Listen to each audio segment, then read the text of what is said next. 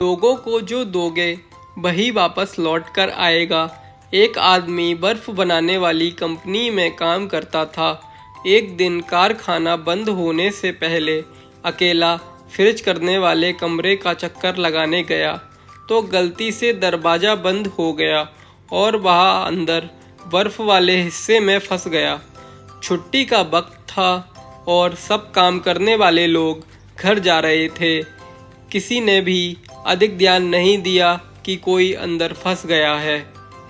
वह समझ गया कि 2-3 घंटे बाद उसका शरीर बर्फ बन जाएगा।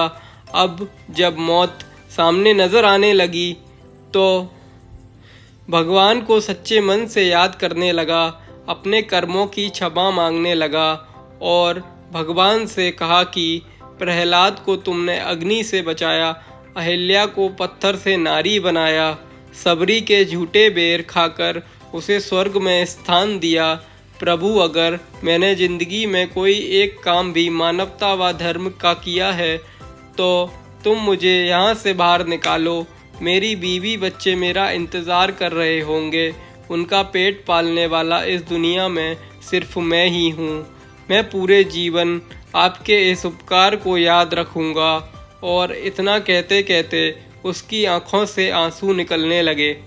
1 घंटा ही गुजरा था कि अचानक फ्रिज रूम में खटखट की आवाज़ आई और दरवाज़ा खुला।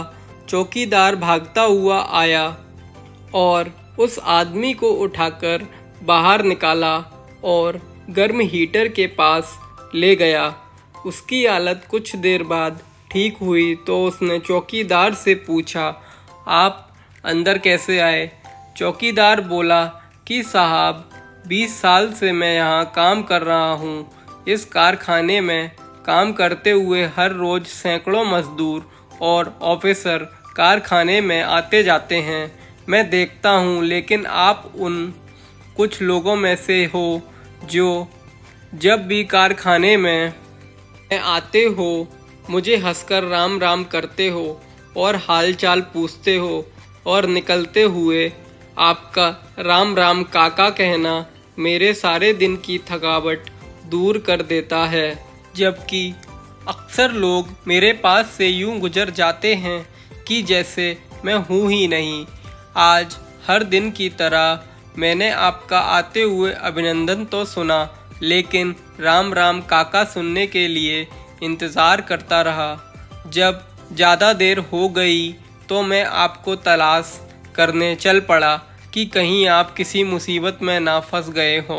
आदमी हैरान हो गया कि किसी को हंसकर राम राम कहने जैसे छोटे काम की वजह से आज उसकी जान बच गई। कि अपनी ज़िंदगी है, यहाँ कोई किसी का नहीं खाता है और जो दोगे औरों को वही वापस लौट कर आता है।